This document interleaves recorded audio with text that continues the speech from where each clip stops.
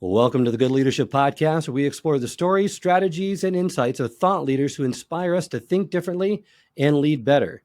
Today, we're joined by Lewis Jaffe, a trailblazing entrepreneur, former high-tech CEO, philanthropist, professor, and speaker who has dedicated his career to creating value and inspiring others. He's also known as the godfather of video conferencing. Lou revolutionized how the world connects through his work and pioneered video conferencing systems long before Skype, FaceTime, and Zoom. In this episode, he shares timeless lessons that have shaped his leadership philosophy, including his 9-word mantra.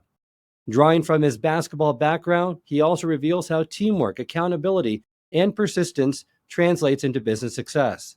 We'll discuss the importance of reflection, along with the power of focusing on what you can control versus what you can't control, and how leaders can reframe setbacks as opportunities. Lou also unpacks why the goal of great leadership isn't selling. It's about creating buyers who believe in your vision and feel invested in your success. So whether you're leading a team, growing a business, or navigating challenges, today's episode will leave you inspired and equipped with practical tools to lead with greater resilience and clarity.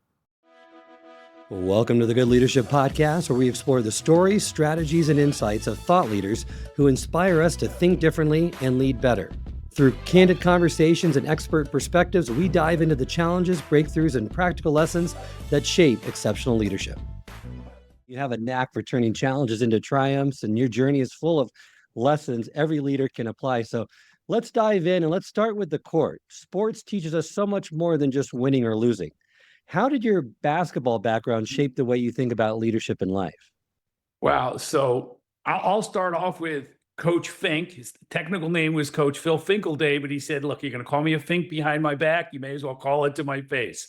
So that was actually a lesson into itself, that be aligned. But he used to say to us, and this is in the 8th grade, he'd look at you if you didn't run back to play defense. Because everybody plays offense. Everybody wants to dribble. Everybody wants to shoot. Everybody wants to make a pass. The fun stuff. Nobody wants to run back and play defense. It's exhausting and it's hard.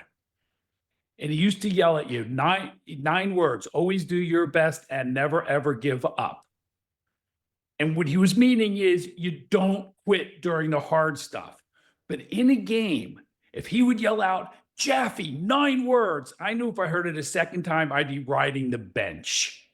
And you're saying, well, what does that have to do with business? If I call a meeting, guys, we're going to do a new logo. Let's talk.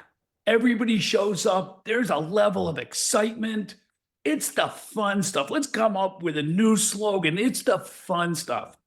Hey, folks, sales a little off. The economy's a little off. We have to find a way to cut 10% out of our operating expenses.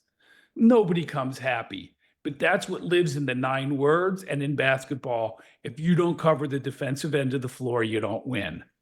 So you got to do the hard stuff too. And that takes a level of discipline. It takes a level of energy that not everybody is up for. So as a leader, right, people hate being managed, but businesses need to be managed. So how do you inspire people to do the 9 words? Because that's the superpower. And then the other one that a coach in college actually talked about, which was incredibly powerful. There are only 2 things in life you control: your attitude and your effort. He says, I can't make you practice harder. I can't make you get out of your own head if you miss a shot. You get blocked on a layup. Somebody passes the ball between your legs. You can carry that with you. That's your attitude. Or you can be in the moment and you can try to win. That's your attitude. You choose. I can tell you what to do, but it's your choice. And effort. I can't make you work harder. That comes from the inside. And so understanding you own yourself. And sadly, that's something that we deal with a lot today because unfortunately, our culture has allowed a lack of ownership and accountability. And how can you have a successful business if people don't own their jobs and they're accountable for the things they do and the things that don't happen? Right? It's easy to account for the things you do. You said you would do this. But what about the things in your span of control that don't happen because you didn't do something? Equally important. So those are the ones that really come from basketball, from way back when. Those are some powerful lessons. I also noticed on the court, you quickly learn that individual talent gets you only so far. It's the collective effort that wins games. And leadership isn't all about taking the shots yourself. It's about knowing when to pass the ball, right? Trust your team and inspire everyone really to perform at their best. And even more than that, Bill Belichick, as I was a Patriots fan, I lived in Boston. He used to have in the locker room, it said, "Do your job." That's when you walked in. We have in our companies A players. We have a lot of A players, but the job changes, the role changes, the company changes. And just because they were an A player doing something in your $3 million business doesn't mean they're an A player in the $30 million business. If you put me in a game back when I was at the top of my game and said, "Lou, you're a center."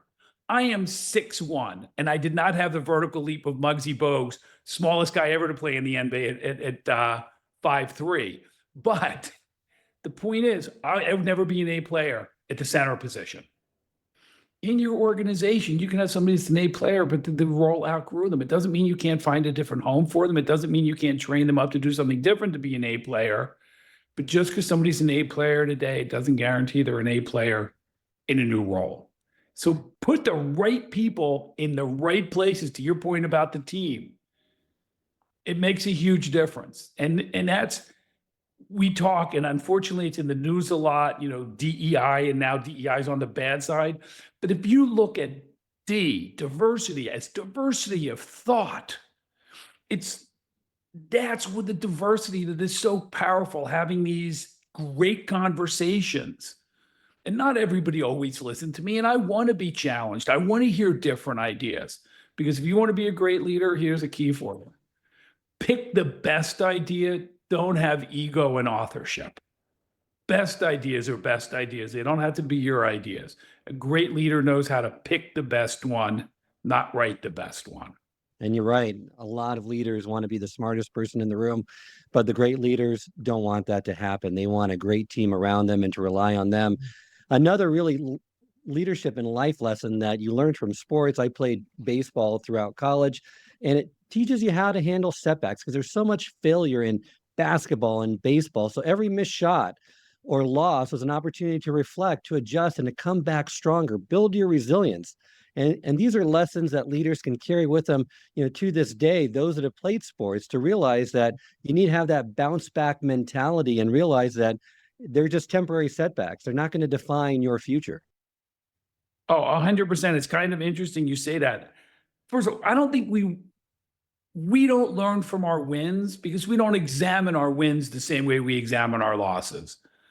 And a failure is only a failure if you fail to learn from it. It's what do you do with that failure that makes all the difference. So I totally agree with you. And that practice of resilient, if you've never been resilient, the first time you have to is going to be really tough. Anything is really tough. But you remind me of a really funny now story. Back in the day, my partner and I, we had built these video conferencing systems that I told you about, and they were huge, and they threw about 35,000 BTUs of heat. Now, putting that in perspective, that's all 6 burners on your grill on high. And there were just a couple of these things in existence, and we shipped one to a venture capitalist on the West Coast. We were in Boston, and we were running out of money. And it was an ugly thing, because we're a bunch of engineers and we were cheap. So you really, you should have red wires, green wires, black wire, all these different colors. We had black wire with little pieces of masking tape with an R on it. So one day when we had money and we didn't have to just buy one reel of wire, we'd have the right colors. But anyway, this thing was ugly. And one of the associates at this venture capitalist office where we shipped it said, "Jim is going to walk into the room. He's going to see that. He's going to lose respect for you. He's a very visual guy. Can I put a tablecloth over it so he focuses on the demonstration and he focuses on what you guys have to tell him?" Absolutely. Because our focus was get the money. We were very focused. Get the money. We turn on the system. Coast to coast, full motion video. Greatest thing you ever saw. First time it's ever been done coast to coast. It's really cool. It's really fascinating.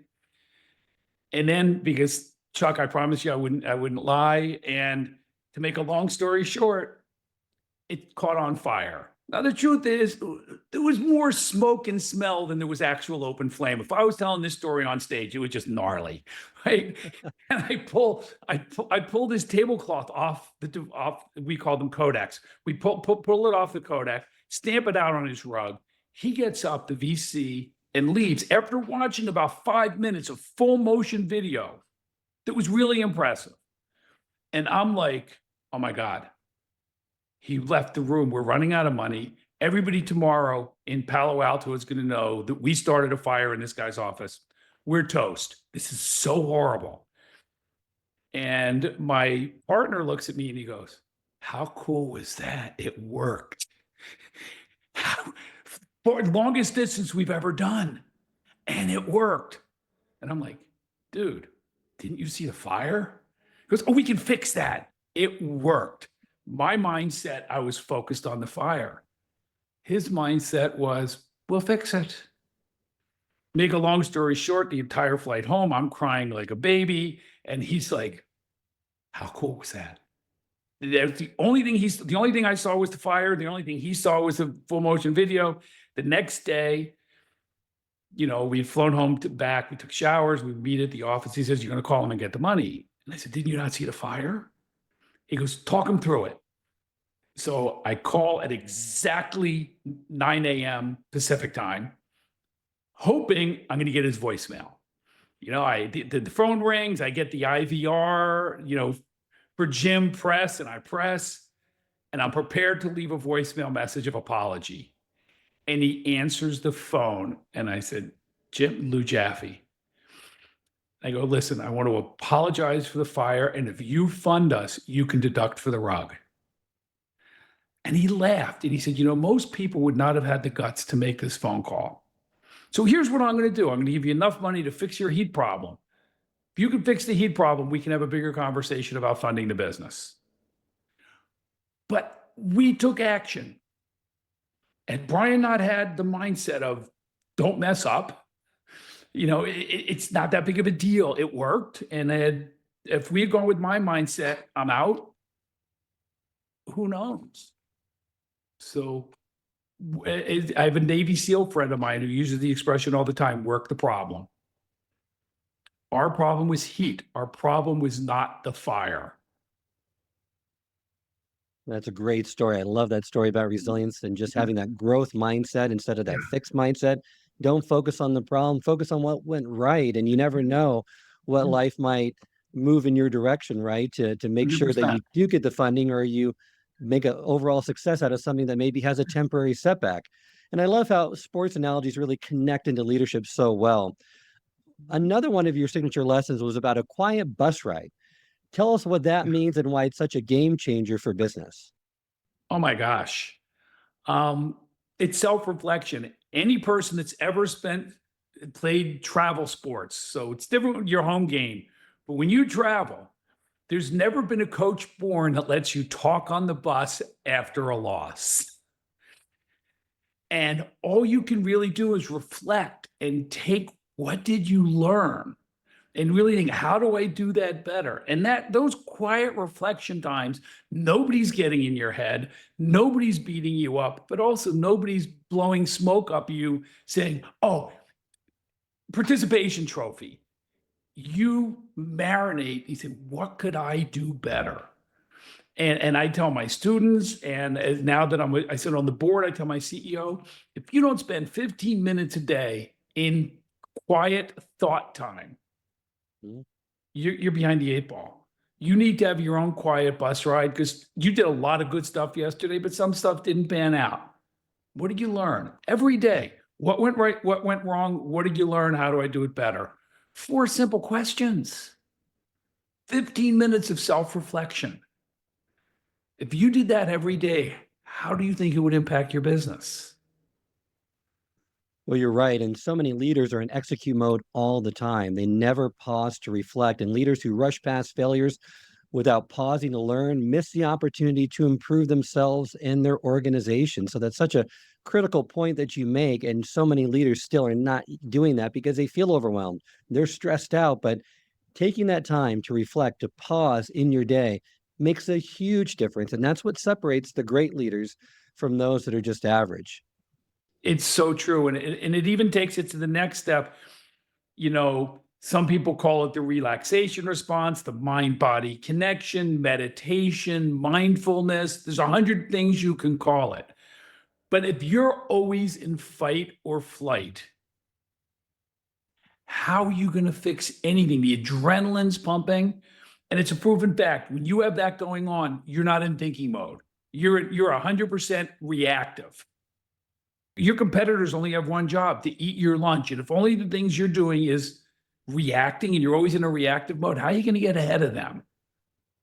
And there's so much noise in the environment today regarding just trying to focus and control everything. What advice do you have for leaders on focusing only on what they can control? Because this is really difficult, because you can't control everything, but you can always control your reaction and where you focus your energy, correct? That is, so I'm going to steal this from my dear friend Robin Roberts, Navy SEAL. They call it the 6-foot box. You can touch 3 feet to the right, 3 feet to the left, 3 feet in front, 3 feet. Everything else outside of your box, outside of your control. If you have surrounded yourself by the right people, they will control what's in their box. And gets back to what you said before. It's about the team. So it's what is really in your control. And it also gets back into the mindset thing. A question that somebody taught me a long time ago is, how does that thought serve you?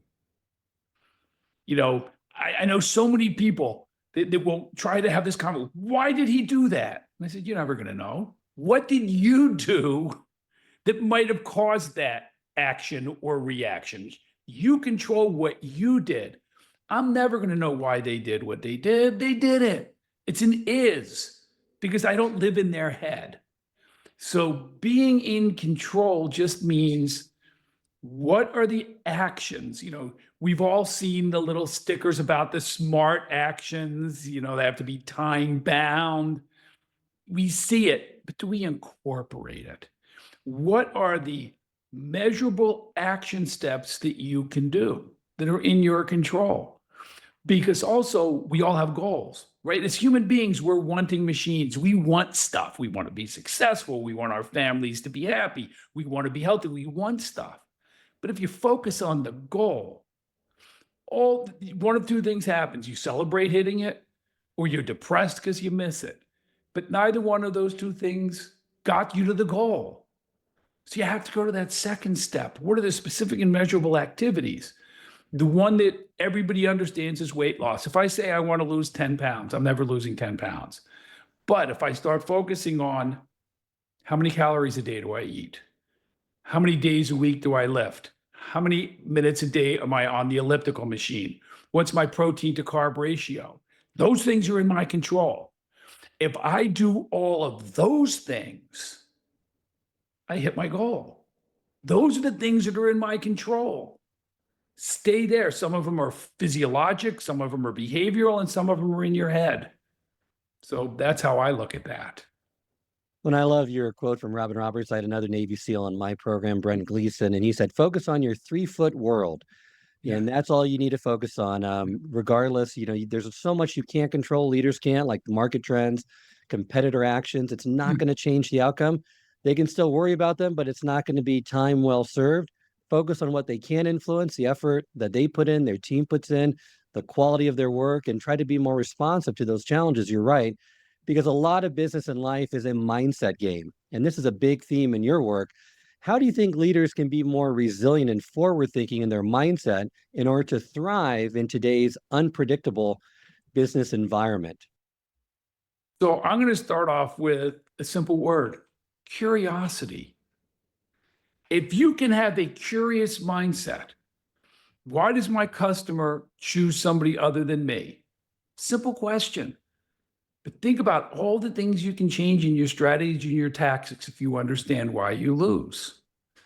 If I were to start my company all over today, based on everything I've learned in the last 5 months, 5 years, 5 decades, whatever, what would I do differently? Be curious.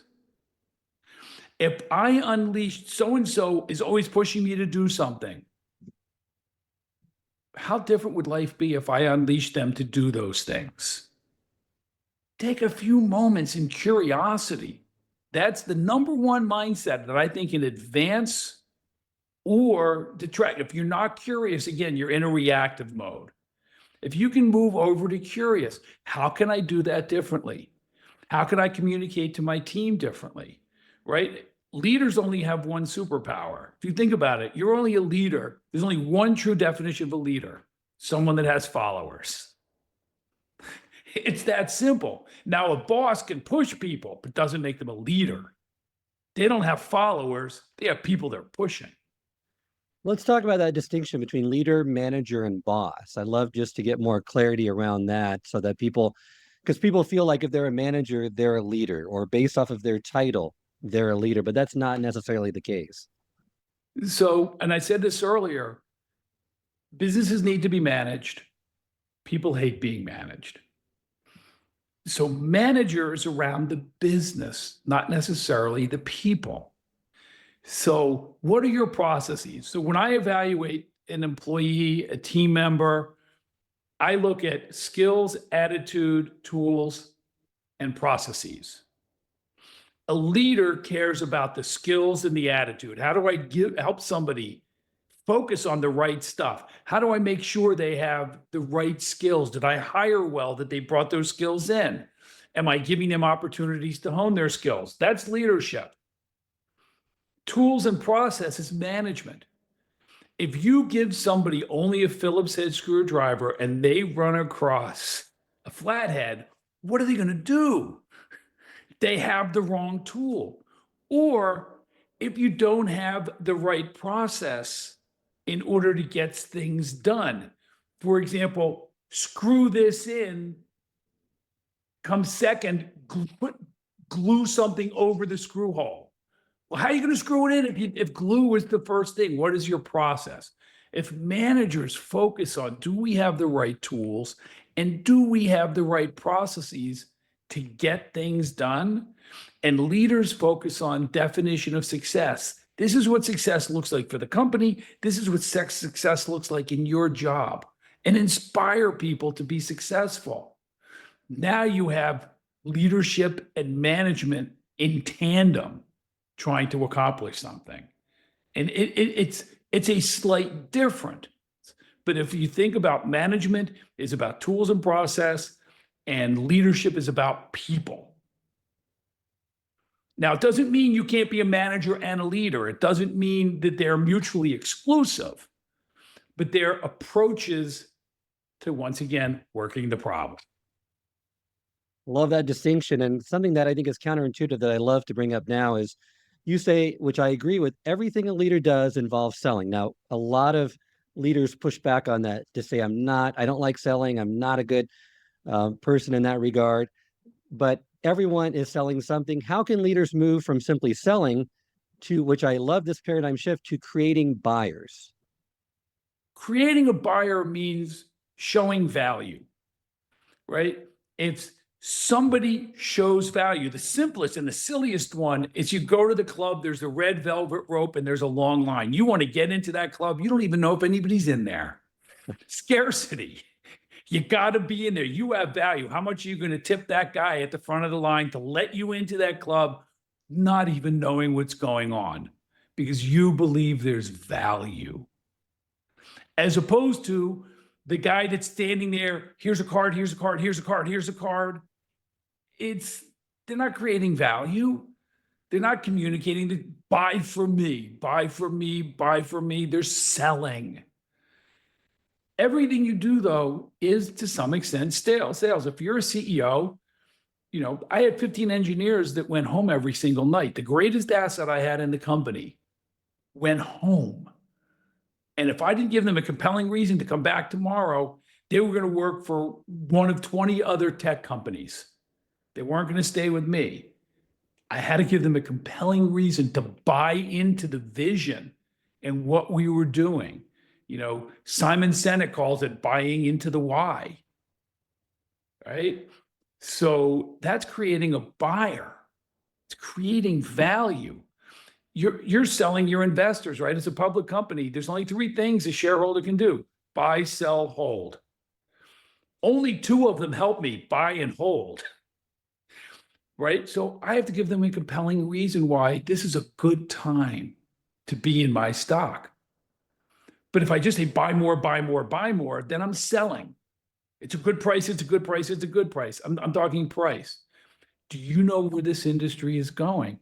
Do you know the value of our product? Do you understand how we're going to change the world? Do you understand why our customers pick us over our competitors? Now, wait a minute. I want to hear that story. Now their interest has peaked. They're buyers. You sell your lenders on not pulling your loans. Right? So you have to give them valuable information. You show them your books. You show them your strategies. Yep, we're going to continue lending.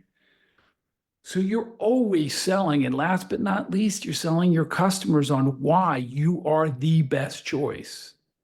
And if you do a great job, you're the only choice. There's other things they could do, but you're the only choice. Then they're buying. You're not selling. I like that mindset because you're right. Selling isn't just about closing deals. It's about creating belief. As a leader, you're always selling your vision for your team, selling your product to your customers, or selling a strategy maybe to stakeholders. But the real goal, like you said, is to create buyers, not just to make sales. And buyers are those people who believe in what you're offering and feel invested in your success. So to create buyers, you need authenticity, like you mentioned. You need a great story. I think storytelling is an undervalued leadership skill that great leaders have in spades, and a genuine focus on the customer's needs. Although here's a quick aside about storytelling. Greatest story ever told was told, I'm not going to get into theology. One of the greatest stories ever told is Inside the Princess Bride. Think about this. My name is Ignito Montoya. You killed my father. Prepare to die. This is who I am. This is our situation. This is what we're doing about it. Imagine in the concept of clear, concise, and compelling communication. 3 sentences, and there's no doubt what's happening. Can you tell your story in 3 sentences? I just find that fascinating. Who are you? What's our situation? And this is what we're going to do with it. Because unfortunately, in the world of AD&D and 6-second TikToks, we don't have the time for war and peace. Our ADD kicks in. Got to be clear, concise, and compelling. Well, let's talk about customers too, because you said that the customer isn't always right, but they must always feel valued. How can leaders strike that delicate balance? That comes on in so many fronts. So why do people do business with us? They know us, they trust us, and they like us. It's amazing how these things are always in three sentences in the story. They know us, they like us, they trust us. They know us. That's marketing. They like us. That's sales. They trust us. We do the right thing consistently. Very simple business plan right there. But, everybody has their own perspective. And for your team sometimes has to bite the bullet and they don't feel the customer's doing the right thing. But if you do that, that customer's transactional. They're never coming back. In the startup world, everybody talks about what's my CAC, what's my customer acquisition cost. Well, all businesses are the same. Gain and retain customers profitably in order to create value. Notice I talked about 2 things, gain and retain. If you make a customer feel like they're wrong, are you going to retain them? And here's the truth of the matter. A happy customer tells a couple of people. An unhappy customer goes on Yelp. Right? So even if they're wrong, how do you do your best to make them feel they were heard and trusted? Because if you're in it for the relationship and they keep coming back, the word we throw around, how many times a day do you hear the word sustainable? It almost to the point where I want to throw up. Is it sustainable? Here's a better word. Is it repeatable? Can I do that over and over again? Because if I'm not doing it over and over again, I'm reinventing the wheel every single time. That's incredibly expensive. So, and I know I'm giving you a lot around this answer, but it really comes down to, for those people that are married, we all know sometimes your spouse isn't right. But if you take that approach of you're wrong, there's no goodness in the long game there. Same concept. And with your team needs to feel backed. They need to be empowered to make those calls, even if it's a small loss for a long game. So you have to let your team know it's okay to take care of the customer. You can't put 100% of the time. Listen, I'm a capitalist. Make no mistake. I am 100% a capitalist. But you can't put profit in front of every transaction. You put profit out of the long-term relationship. Love that approach. And you're right. The key is treating them with respect and empathy while guiding them toward better solutions. I mean, I've seen this myself when a customer's upset and maybe they're wrong. It's not about proving that they are wrong. It's about listening to their concerns, validating their experience, and really finding that resolution. And this approach, which is common sense, strengthens trust and loyalty, which is far more valuable in a personal or professional setting than just wanting to be right all the time. I hope this episode has provided you with valuable insights. If it has, I ask you to share it with someone who would also benefit from it. If you've been enjoying and gaining knowledge from this podcast, then subscribe to our YouTube channel where you can find all the previous episodes of the podcast and additional learning resources. You can also subscribe to the podcast on Apple or Spotify and leave up to a 5-star review.